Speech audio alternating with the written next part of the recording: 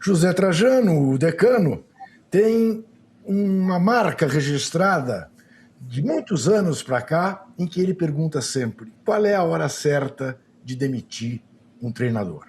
Bom, ao que tudo indica, depois de 9 jogos sem ganhar nenhum, a hora certa talvez até tenha passado.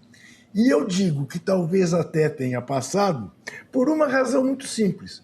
O Corinthians estreia quarta-feira na Argentina na Libertadores, contra o Platense.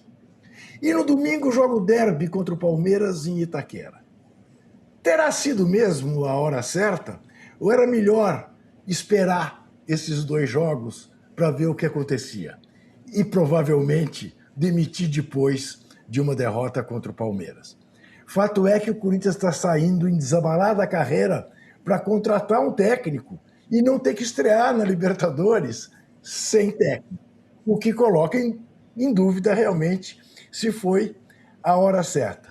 Aí te pergunto, Zé Trajano, com toda a sua experiência, você acha, Zé, porque a grande especulação que se faz no momento é que este técnico será anunciado ainda hoje e é Fernando Diniz, não é? Eu te pergunto, Zé Trajano, você acha que Fernando Diniz é o cara certo, dado os seus métodos e a sua visão de futebol, para um clube, para um time que está ali na beira da zona do rebaixamento? Tá bem. A Diniz foi campeão da Libertadores pelo Fluminense, tem isso a seu favor, mas tem uma porção de coisas em desfavor dele. Outra coisa a favor é que ele é corintiano desde criancinha, mas corintiano fanático. Ele não vai admitir, porque é profissional, mas é corintiano, posso afiançar.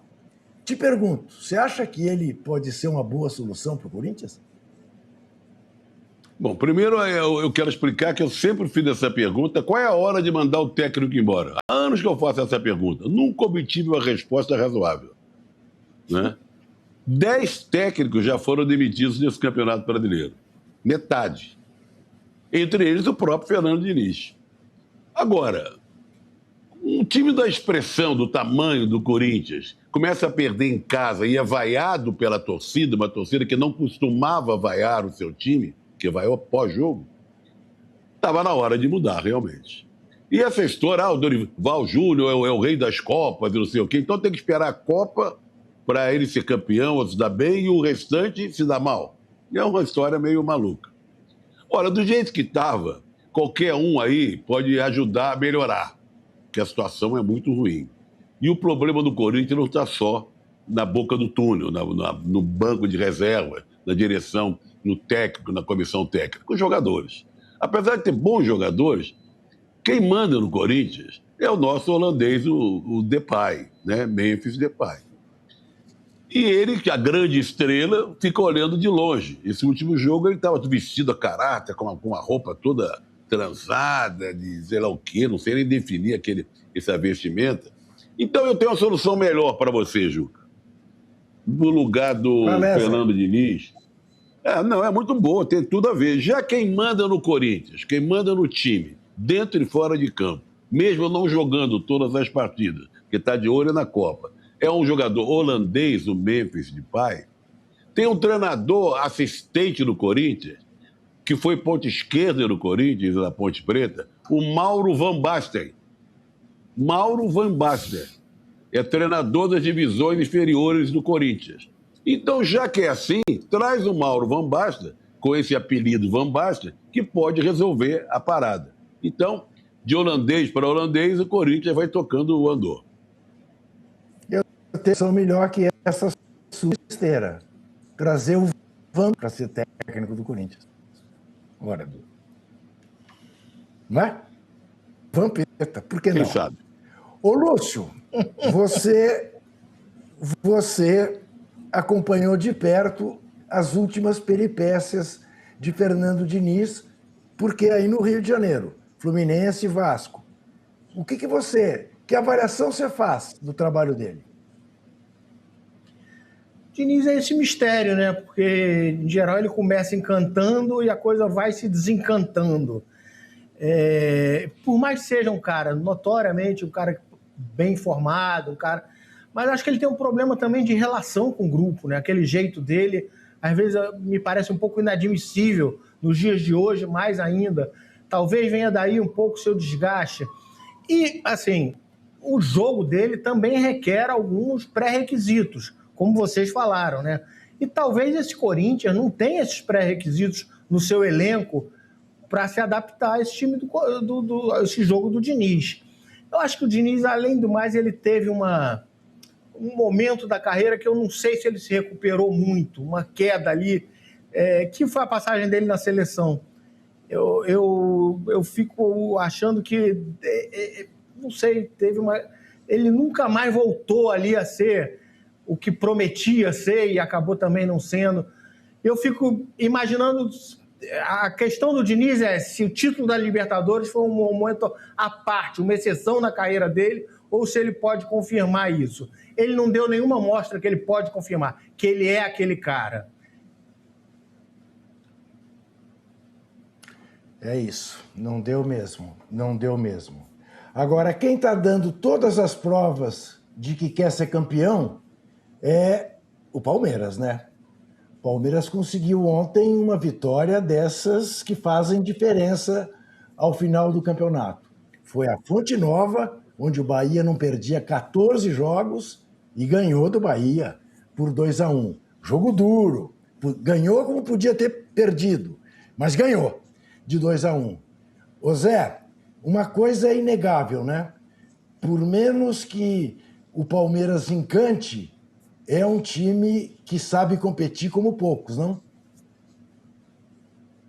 Você sabe que esse jogo na Bahia, eu já falei isso de manhã, foi um bom jogo de futebol, era o jogo mais aguardado dessa porque reunia o primeiro, o Bahia se ganhasse, talvez virar primeiro, segundo colocado.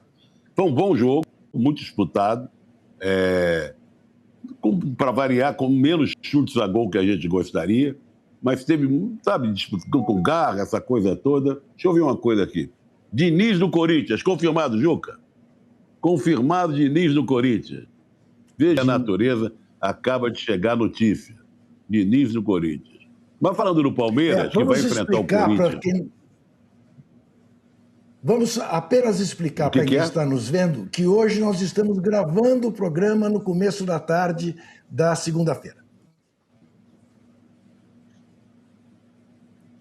Tá certo. Então o Diniz estreia no Campeonato Brasileiro contra o Palmeiras. O jogo do Palmeiras e o jogo Palmeiras e Bahia, que foi legal, não foi um baita do jogo como se esperava, teve um momento que me deu muita saudade do nosso querido amigo saudoso Dr. Sócrates. Porque teve 2 lances de calcanhar que vão entrar para a história. O primeiro gol do Palmeiras, do Arias, que foi um golaço, ele recebeu um passe de calcanhar magistral do argentino Flaco Lopes dentro da área. No finalzinho do jogo, o Everton Ribeiro, que está com uns 36 anos, mas jogando aí do fino, na pequena área, não tinha outro recurso, um bololô na área, como diria Valdir Amaral, deu de calcanhar e a bola só não entrou porque o lateral, o Giai do Palmeiras, tirou em cima da risca. Então, se o jogo não foi aquela beleza maravilhosa, o Palmeiras venceu com um golpe de sorte no final, o Bahia reclama muito, dizendo que foi falta, eu não achei falta, foi um gol contra.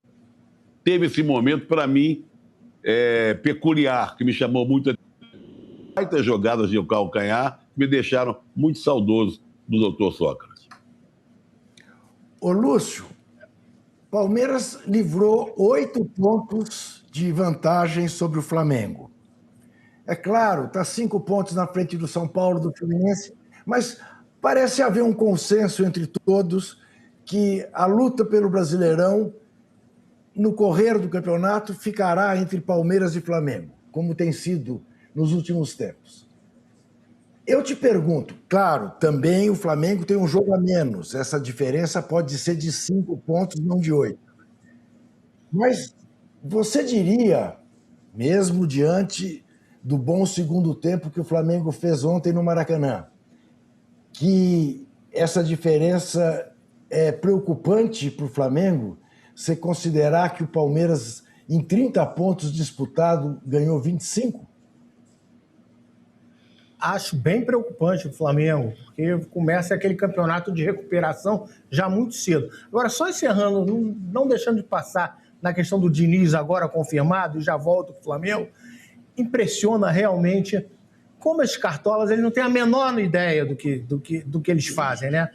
A certeza, dá para ter certeza que hoje eles pegaram o telefone, quem tem aí disponível, tá o Diniz, liga para esse cara e fecha. Ele não tem o menor entendimento, não tem o menor entendimento do que é bom para o Corinthians, do que é quem está livre. Demite na noite de domingo, liga para quem estiver livre. Passou o ônibus ali com alguém, eles pegam.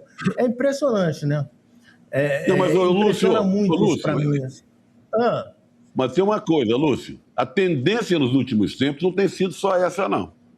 É buscar em Portugal ou na Argentina quem estiver dando sopa. Como não tinha ninguém dando sopa em Portugal e na Argentina, que já lotearam aqui o futebol brasileiro, ligaram para o Fernando Diniz. Eu ainda tenho a impressão, seu Zé, porque isso em geral é quando ali começo de temporada, no meio da temporada começa esse barata voa. Quem tiver livre pega e vai. E o Diniz eu tenho certeza que foi nesse caso.